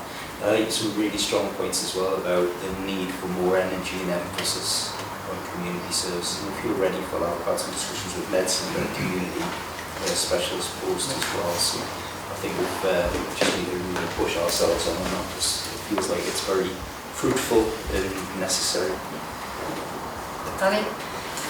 Yeah, just a comment. I just think, given the scale of change of the last year, great humility, Paul, but to hold on to that level of staff experience results despite that change, when actually what we normally see is completely the opposite. You are absolutely statistical outliers as a business unit for motivation for the work. You've got the most engaged and motivated workforce across the trust, and linked to your culturum bullet point, and your staff statistically more likely to believe they can be involved in decisions around improvement, and that the decision making of how you deliver and change care sits with them. So that really encouraging for the future, I think. My question was just around patient experience. It's so much harder to do in a community setting and around the engagement, but in terms of one of the ways that I think you can lead nationally and really nail that, particularly in respect to a virtual and hospital at home experience, I just wonder if there is more that the business unit can think about in terms of the way that you protect patient experience measurement and get that across the business unit oversight, which we haven't been able to achieve up until now, but phenomenal results in terms of culture and leadership, and that relationship that Kate would always remind us about, that critical relationship with the line manager, really impressive. Jeremy? So I think it's interesting that there is a bit of a transition in my head in terms of partnership working from perhaps health and social care to perhaps partnership working with consultants who traditionally worked in hospital settings, and I just think the answer to some of our bed issues lie in developing these alternatives to going to NSEC and identifying people earlier in their pathway back towards it. It won't be perfect, but so I'm really keen perhaps to find out about your partnership working with community positions such as PCNs, and then particularly frailty, and whether we can develop a frailty model that looks a little bit more like the model we use in palliative care, at least in parts of the service, with proper community, as we say, community positions. Alan? Yeah, I think it's a fantastic presentation. You're doing a really good job in strengthening the community. I just wonder how you are trying to make sure that we maintain the sort of concept that the community isn't the community and the hospital isn't the community. Patients are on a journey, their own pathways of care. So how are you trying to ensure integration, particularly if you're going to probably the community gynaecologist, community, whatever they are, they shouldn't be separate. How do you ensure an integration of You're absolutely right. So I don't philosophically believe in, I even think the notion of a community business unit is slightly problematic because, our services don't work in that way. So we've got a couple at least of totally integrated services that are doing exactly what you're saying. So there's a paper I've written which is sitting with Medicine at the moment about community elderly care consultants, and that isn't about standalone posts, it's about how they integrate with their inpatient work as well, because I think once you start doing that, you start getting handoffs as well. I absolutely believe that. So we've got the virtual ward is quite a good example where we've got a cross-cutting team that's looking at how that gets scaled up, and I think we've dabbled with some joint posts, I think with mixed results, but I'm clearer now, having been through quite a transition within the business unit about what we need, and we're looking to create now a clinical lead around these sort of integrated services to start to model up and dedicate a bit more time to that with the management lead. So those will be the ways that we try and ensure it is integrated and it joins up. And I think the business units over the next decade, it is all going to be about the interface and how they work. So being clever about how you integrate services without having to move them between business units is probably really important, with joint posts or just agreements about how they're going to operate and do things. I knew you would have it. Great, any other questions? That was it gives us a real insight actually, Paul, so that's been a very timely and helpful contribution to what's going on, and more to come, I'm sure. Thank you for that and taking the time to do that. Thank you. Paul. Right, so moving on, we've got, is Alison? Yeah. So we're up now to the EPR annual report. Hi Alison. Hi. I should declare an interest here, but Mary and I have already seen this report because our chair and mine is the exec lead for the APR board. So welcome. So this is your opportunity to take us through the board annual report. Thank you. So take your mask off, I think, Alison. I think I sort of forget it's on sometimes. You can't see my expression. So it's Moira's rightly said there, she's actually on exec lead for EP, and we've got Mary Dixon, who's the exec lead, so big thanks to them. You've all had the reports, you've all had a chance to read it, so I'm not going to go over it in any detail at all. But just really want to highlight to you, obviously we were audited by internal audit beginning of last year. We got assurance of good. In our self-assessment for APR core standards, we rated ourselves as significant assurance. We had 2 actions which are actually both being closed down now. One was around updating and reviewing all our lockdown plans for all our sites, and I can say as of yesterday they were all completed and signed off. The other one was actually just around reviewing the resourcing of APR on, did we have enough staffing to deliver what we did, and our executive director of finance there kindly gave me a little bit more money to get an extra person in, so we have got that improvement. I think I got on a very good day. And really just we'll continue to support COVID. It just seems to be ongoing, so continue to support gold and silver COVIDs. We're a level 3 incident now. We were dropped to a level 3 last week, but we still have to have a single point of contact for COVID. It's still a national requirement, so we will continue to do that until if we are ever stood down. Disaster recovery. So in my world, disaster recovery has always been a digital thing, just pass it over. But we've actually been working with digital to look at the recovery time objectives and recovery point objectives. So in simple terms, this is how long can we live with a system without a system if something horrible happens and we get the WannaCry, and how much data are we prepared to lose before we have to re-input that data. So we've sort of been working with digital services to look at processes and governance around that. And I think we're in a strong position now. I don't want to say like excellent, but I think we're in a strong position that we've got processes in place. And the last point of assurance for those approvals is emergency preparedness force, so Moira is obviously heavily involved in that too. I'm not going to lie, it's taking a little bit of wrangling, a bit of understanding, a bit of unpicking. I think we have actually got a good system in place now. So that's taken a huge chunk of last year. And we've never stopped delivering exercises. We've maybe done simpler ones like try to get onto a maternity unit or skidoo and see the child. We've been unsuccessful. So no children have been harmed. Thank goodness.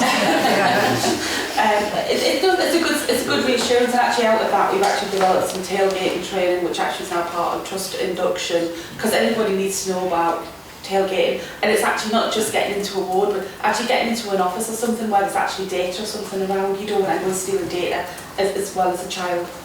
And this month, which obviously is not in the report, because obviously we're in this year, but actually we stepped up the exercise. We did a large tabletop mass cash exercise in May, exercise Big Waters, where there was an aeroplane, unfortunately, come short of the runway and landed on the A1. And I think I've got the formal debrief out, which has obviously been circulated now. I'm going to put a session together. I've spoken to the chairman, either come to a board development or a NEDS day to give out a lot more detail, because I think it deserves more. But I think the bit of Jim's desperate to know is we actually discharged and created 193 beds. So I think my job. I have to say the day the first come through it was 28, and I'm just like, I'm sacked. But actually the hand joined nerve centre and PAS up. There was a little bit of artificiality there because it was an exercise, but actually once I joined it up and understood it, I felt a little bit more comfortable at the end and well, I can't come here and tell Jane 28. And the other exercise we did last week is we tested our new shiny decontamination unit, which we had purpose-built sort of back end of last year. So this was the first chance we'd actually have the nurses to actually put on the suits. So we did actually no notice exercise. We walked in the AD, pretended we had a contaminated casualty, and went through the whole process. So that went really, really well. And again, if I come to a board session, bring the photos, incriminating evidence. So yeah, any questions really? Andrew? I had a kind of comment that eventually gets to a question, so it's about the disaster recovery bit, because I think you were sort of trying to find the right words for the sort of IT stability around that and the plan there, and I think I'd probably say they're in a much stronger position because of what you've done now and because of that internal audit report, because I think where we were coming from, it's been quite a challenge to answer some of those points, and it's actually been really helpful for everyone to be challenged in that way, and I think you've been really patient and the IT teams have done a stack of work behind all of that, and so I think that's good all round, and it gives us, we're probably still not exactly where we'd like to be, but I think there's been a lot of very reassuring and very good work going on under there, so I think so everyone's done really well on that, and I think it sort of leads me to think there's probably, we've talked about this in IMT committee where we talk about cyber security every time, there's probably an exercise that we need to do that's a bit more focused on a cyber incident, and you've touched on a few different sort of flavours of kind of IT type incidents there, but I think we now need to bring this conversation back round to a cyber incident exercise and think about, well, what would we do? Because things are really quite different from last time. And I know every time I suggest it, people kind of go, well, we've done the real thing, and you can see who was there by the look in their eye. And I think the memories of Brown Friday. The world's really quite different now, especially thinking about where we're going next with clinical noting. So much has changed. I think it's probably time for us to plan some sort of cyber exercise because it is a bit of a question of when, not if. No, so it's how do we know it's happening, how do we know how to react to it, and all of those things that we need to challenge I ourselves. completely agree. It was asked for, and I've been using COVID as excuse. Can't use COVID as excuse anymore. It's probably too hard to do pilot, but you're right. I think now that we've got the processes in place, it's a good time to... Yeah, that's it. And I think one thing we could look to do is the National Cyber Security Centre put a kind of exercise in a box that we could take out, and I think that might be a good thing to have a look at. Yeah. There is an exercise plan, Cyber Society was planning it next month around some of the cyber security, but I think we need to go bigger. And I think we need to do some sort of, I don't know how we're going to do it, but I need to work with digital to sort of black out computers or do something. I'm not technical. There's something we need to do at this level. That pulls in the whole kind of comms, big decisions and things. I just wonder whether we could get some IT into the simulation centre. Well, what we do is just turn off the on switch in the server and we see what we can do, but it might cause a little bit of an upset. Give you my laptop and I'll show you. The technology that doesn't work. Yeah, we need to do it controlling. Any other points? Literally, just to say that Alison and her team have done a fantastic job this year, because there have been some changes within that team. But Alison's been able to recruit as well, and we've got a couple of new staff in. Lauren's not quite so new now and fitted in very well, and it's just all credit to the team during a difficult couple of years. Absolutely. I mean, obviously, I've been close to this because I've chaired this for quite some time, really. And Marion and Alison and I do meet up before the board, and it's a lot on a few people, and then the pandemic came along and it was even more of an ask, I think, to cover that, so every credit to them. And the Big Waters exercise, which we were in as well, actually the chairman was with me as well, to get all of those people in one room to do that sort of exercise, which they did a live patient camp, all the digital support was excellent, Andrew, I have to say. It was very impressive how we weren't just doing on bits of paper, it was all live as though we were looking at the screen in A&E, so every credit, people really engaged with it, so thank you Alison, we'll take that back to the team. Yeah, I think we'd be bored now if we didn't have it like this. Well done. Okay, thank you. Alright, good.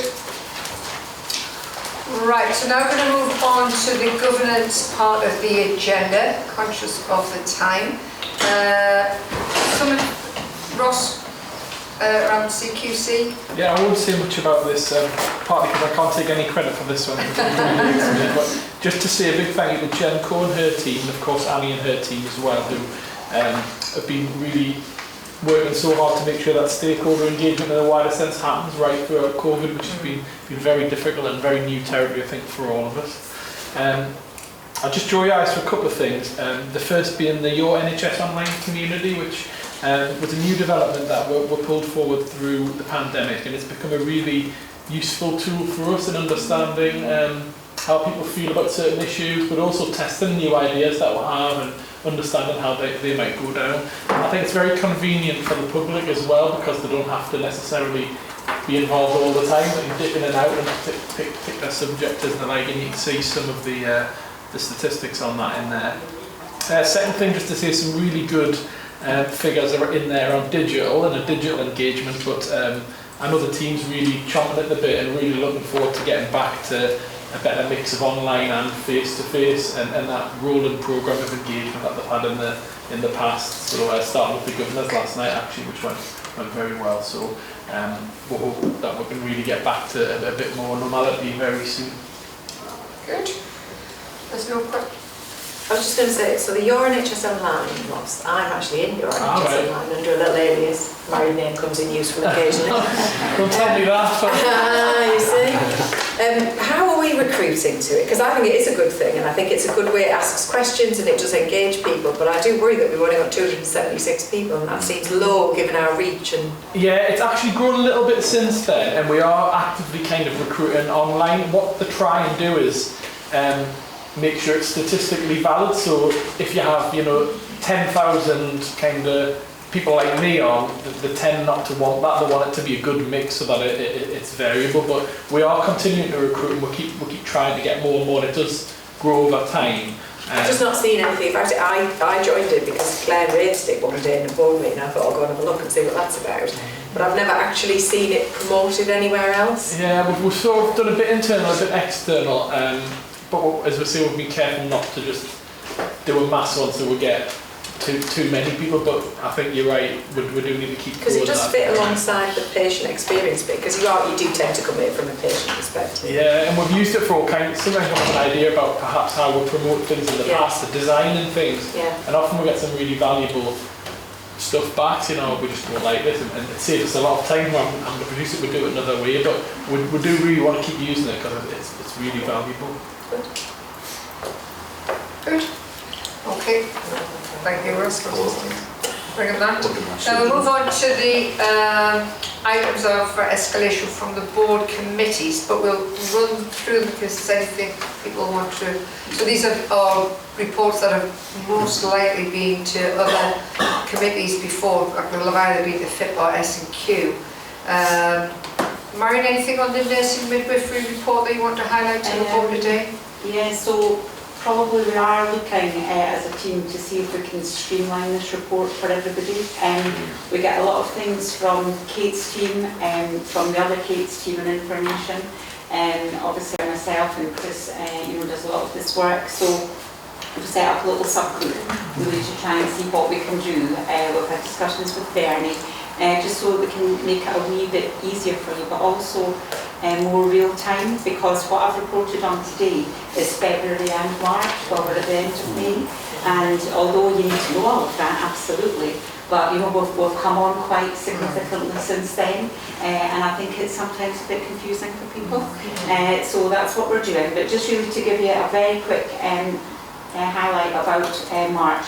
It was a very difficult time for us, still with COVID, etc.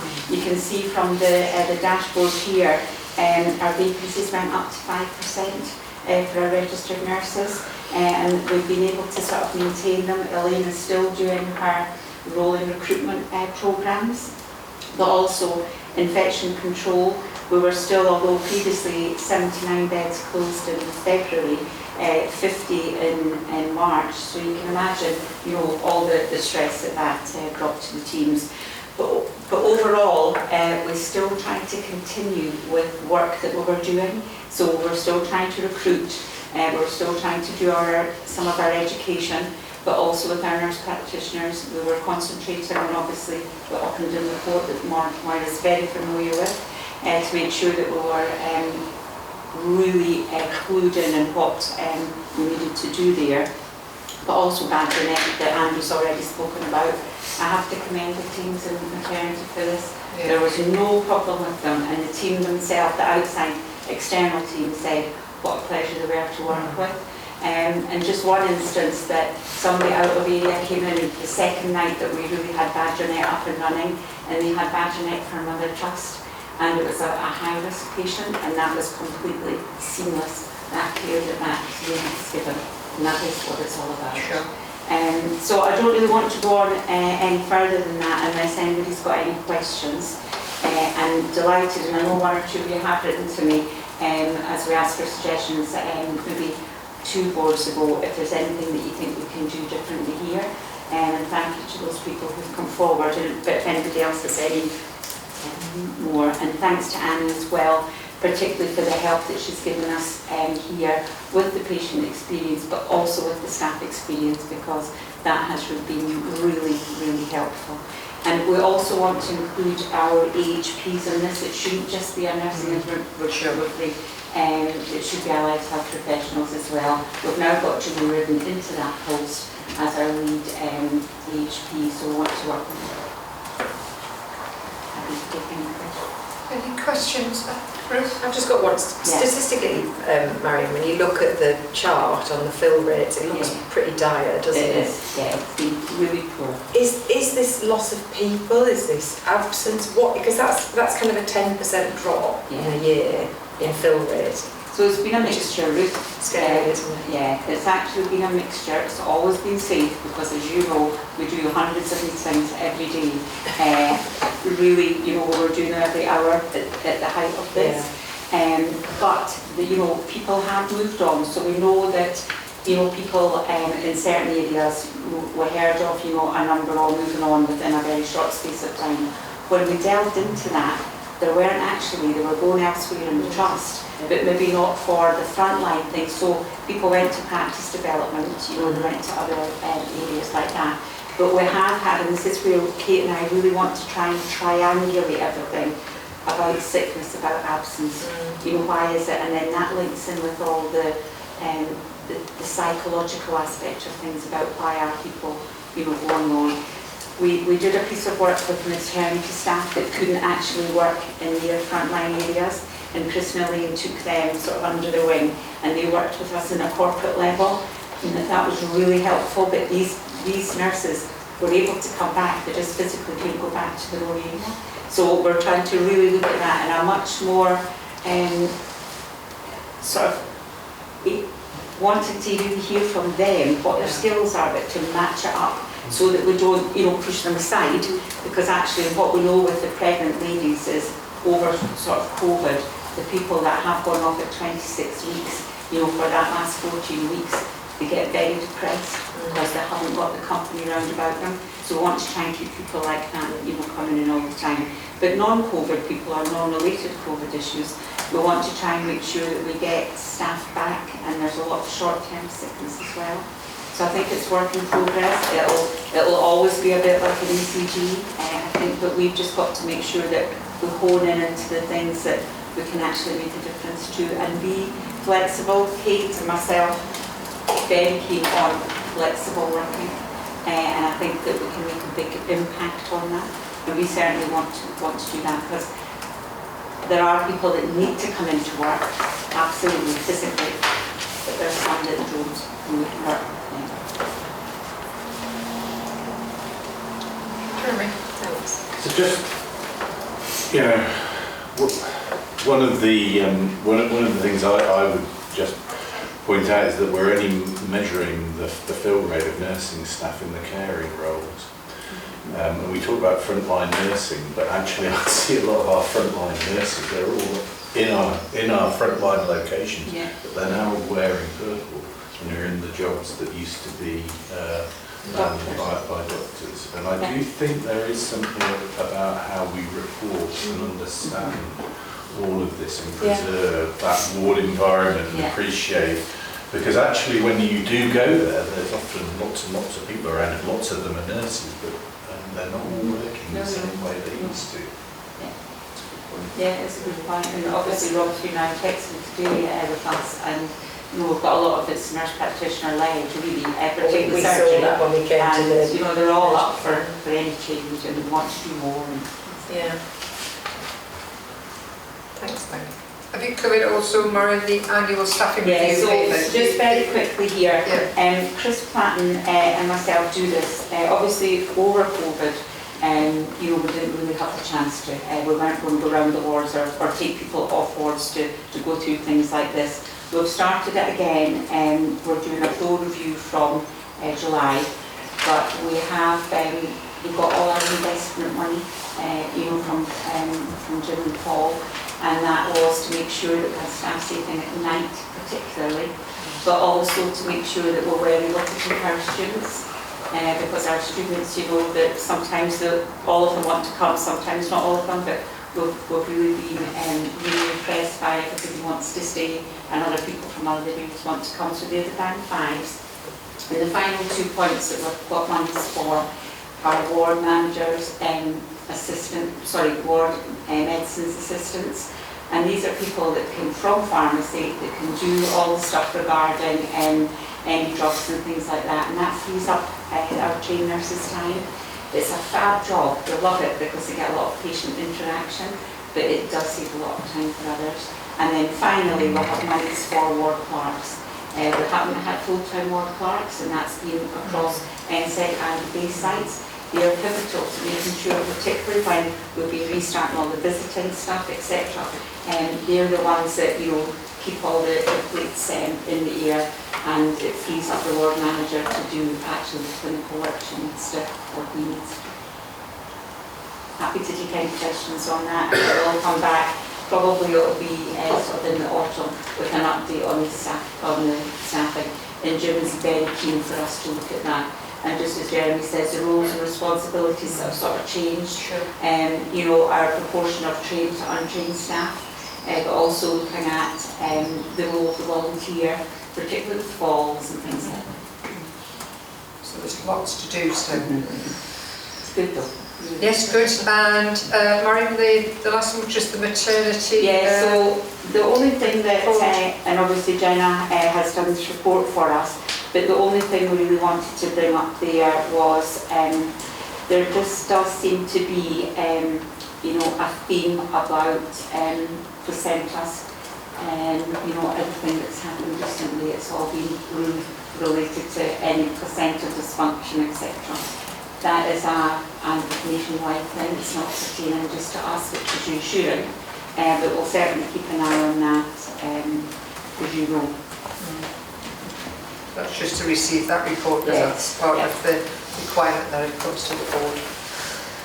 Right, Jeremy, the learning from deaths, course 4. So I just think the only issue I'd like to point out is in line 7. So there were a number of deaths reviewed that included patients who had delays within our admission system, and these were noted by the reviewers, but not felt to have contributed any harm to. So I think there was some reassurance that whilst the patients were delayed as they came through the system, I think understandably given some of the pressures that were needed, that didn't contribute to the outcome.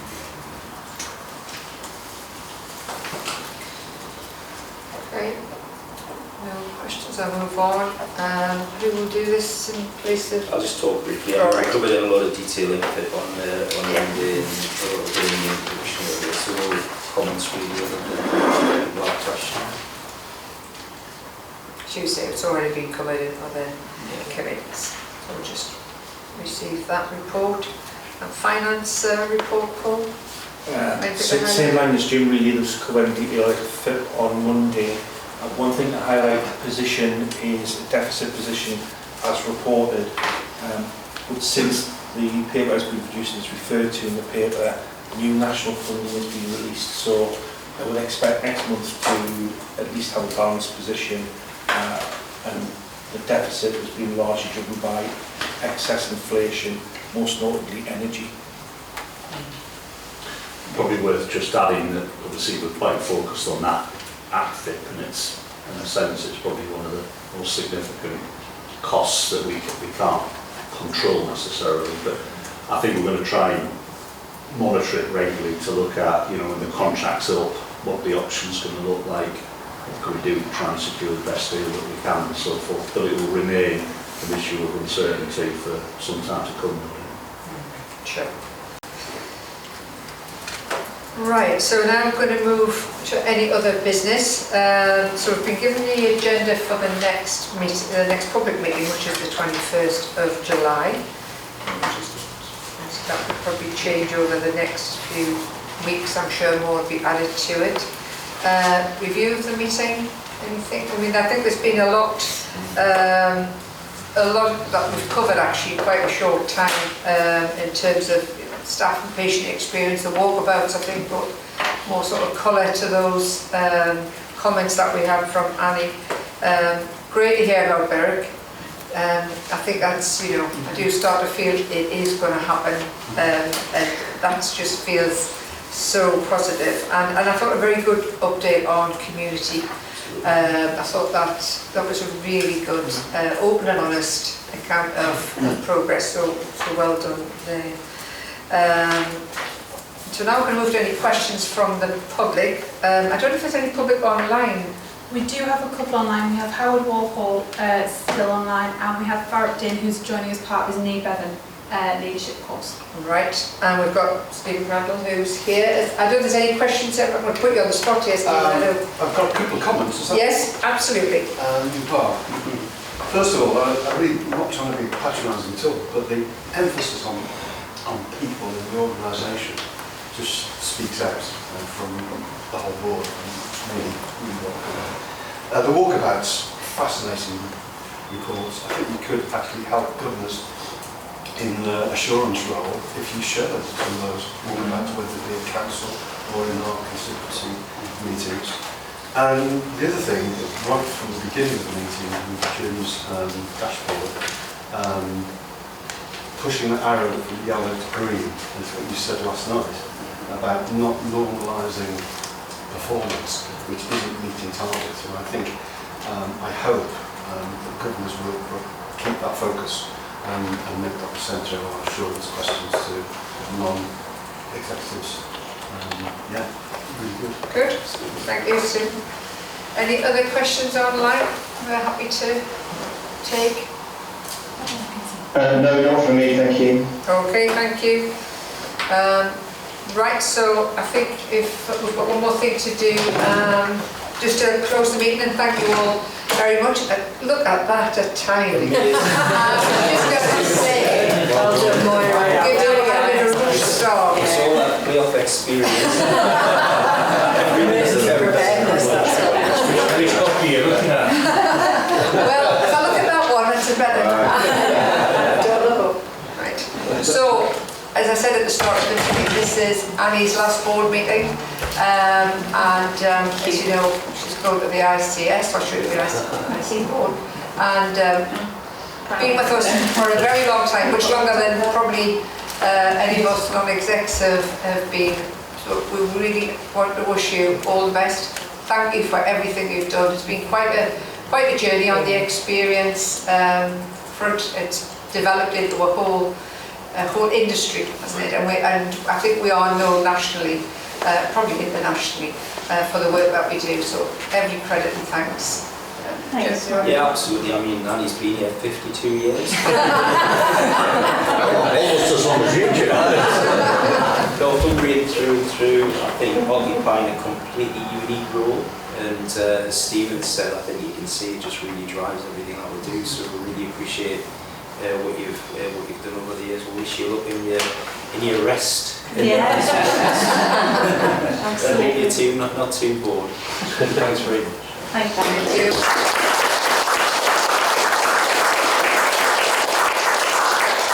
I'll respond very briefly, so emotions don't get the better of me. Honestly, just such a privilege. I've loved the work that I've been able to do. I particularly love the organisation and the people that I've been able to and privileged to work with over that time. I want to probably thank Jim for taking a gamble on me at least a couple of times in my career.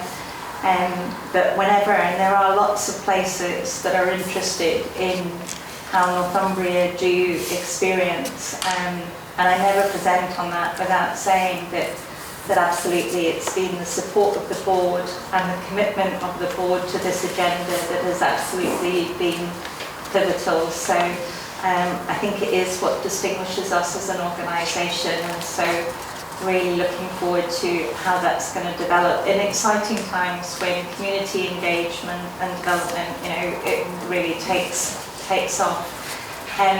Commitment of the organisation to replace me very quickly, fantastic. So brilliant to know that Jo McIntosh is going to be bringing up the helm, and she'll be familiar to so many of you around the table. So yeah, nothing but good, but just an overwhelming gratitude. Thanks for the opportunity, the privilege, and the fun that I've had in just 30 years, not 50.